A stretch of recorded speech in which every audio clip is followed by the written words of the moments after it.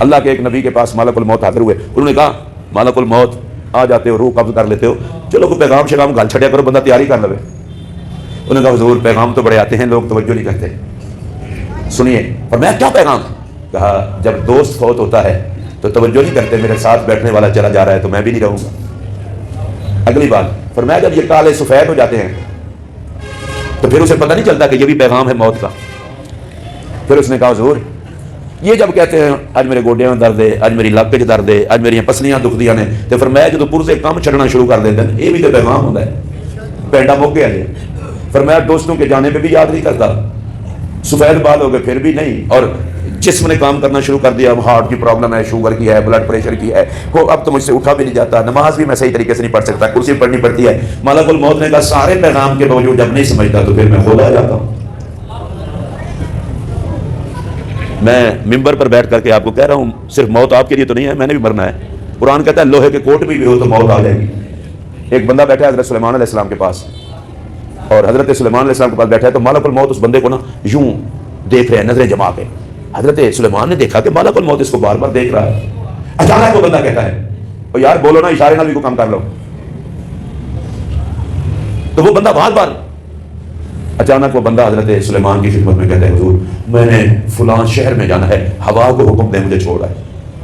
ہوا نے حکم دیا، اور ہوا کو حکم دیا اللہ کے نبی نے، ہوا وہاں چھوڑ آئی. سلیمان علیہ السلام نے ملک الموت سے پوچھا آپ کیسے تک رہے تھے؟ میں سوچ رہا تھا مرنا اس نے وہاں ہے، بیٹھا یہاں ہے، تو میں اس لیے تک رہا تھا، اس کا تو ٹائم قریب آ گیا ہے. تو آپ کو جب اس نے کہا نا میں نے جلدی پہنچنا ہے اور آپ نے ہوا کو حکم دیا، میں نے کہا ٹھیک ہے جو میرا کام تھا بس وہاں پہنچا اور میں آ گیا، میں اس کی روح قبض کر لوں گا. اور بھائی موت نے وہیں آنا ہے جہاں لکھا ہے، اسی وقت آنا ہے جو وقت لکھا ہے. موت سے تو مہلت نہیں ملنی، تو جتنی ملی ہوئی ہے اسی میں اپنے رب کو بنا دیں. صبح کے ٹائم اللہ ہاتھ دراز کرتا ہے، مانگ لو معافی میں بخش دوں، رات کو مانگ لو معافی میں بخش دوں. ذرا میری طرف دیکھ کے سنیں گے اس سے رب چاہتا کیا ہے؟ فرمایا میرے محبوب کی امت ہو، میں چاہتا یہ ہوں تم رات کو سونے لگو تو جنتی بن کے سو، کیا پتا آخری رات ہو، اور صبح اٹھے ہو معافی مانگ لو، دن چڑھے تو تم دن کو بھی جنتی ہو کے اٹھو. اس کا مطلب یہ ہے مالک تو یہ چاہتا ہے سونے لگو تو مجھے منا کے سو، اٹھنے لگو تو مجھے منا کے اٹھو. اچھا اللہ رحمت کا ہاتھ بڑھاتا ہے توبہ کرو. اب تھک تو نہیں گئے ایسی باتیں سن کر، کیونکہ وقت نہیں ہے نا ہمارے پاس. موت یاد ہوتی تو بھائی جان ایک من 36 کلو میں پورا نہ ہوتا. موت یاد ہوتی تو کوئی بغیرت پانی میں دودھ نہ ڈالتا. دودھ میں پانی ڈالنے والا زمانہ اور تھا، اب تو پانی میں دودھ ڈال کے دیا جاتا ہے، اور پتہ نہیں کس کس چیز کو دودھ بنایا جاتا ہے.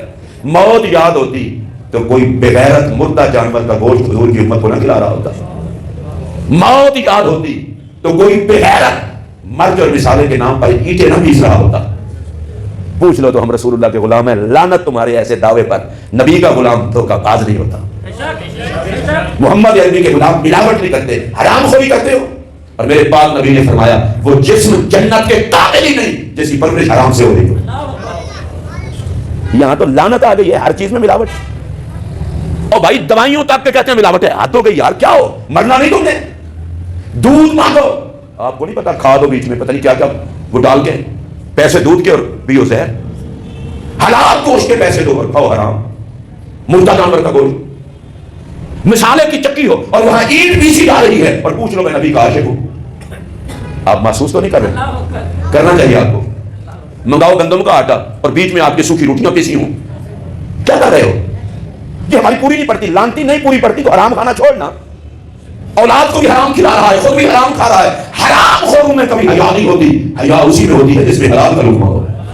اور آج کی تقریر کی میں آخری حدیث آپ کو سنا رہا ہوں، اس کو پلے باندھنا. حضور علیہ السلام نے فرمایا اذا فقعت لقمة من الحرام في بطن ابن آدم لعنه كل ملك في الارض والسماء ما دامت تلك اللقمة في بطنه وان مات على تلك الحالة فمأواه جهنم كما قال. فرمایا جب کسی کے پیٹ میں ایک حرام کا لقمہ پڑتا ہے زمین و آسمان کے فرشتے کہتے ہیں خدا کی لعنت ہو تجھ پر، کلمہ پڑھ کے حرام کھاتا ہے.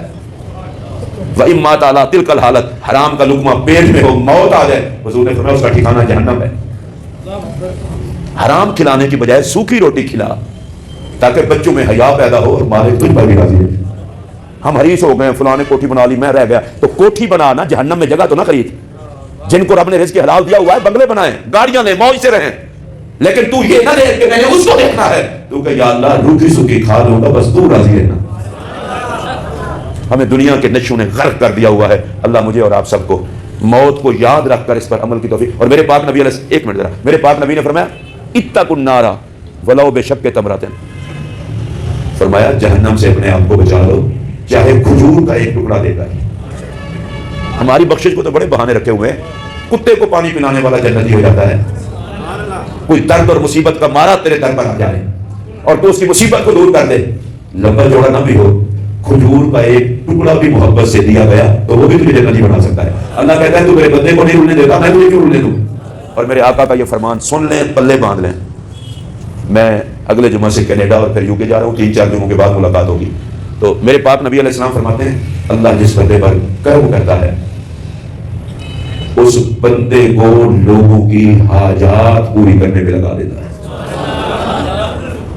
میری آج کی ساری تقریر کا خلاصہ جسے میں اب 2 جملوں میں بیان کرنے لگا ہوں, اللہ مجھے بھی توفیق دے, آپ کو بھی, اپنے نامہ اعمال میں چھانک کے پچھلوں پہ معافی مانگ کے آئندہ نیکی کے لیے کمر باندھ لیں, اور دوسری کوشش کریں کہ لقمہ حلال کا ہو, حرام کا قریب نہ آئے. اور تیسری کوشش یہ کریں مخلوق کو اگر سکھ نہ دے سکیں تو تم سے خدا کی مخلوق کو دکھ بھی نہ پہنچے.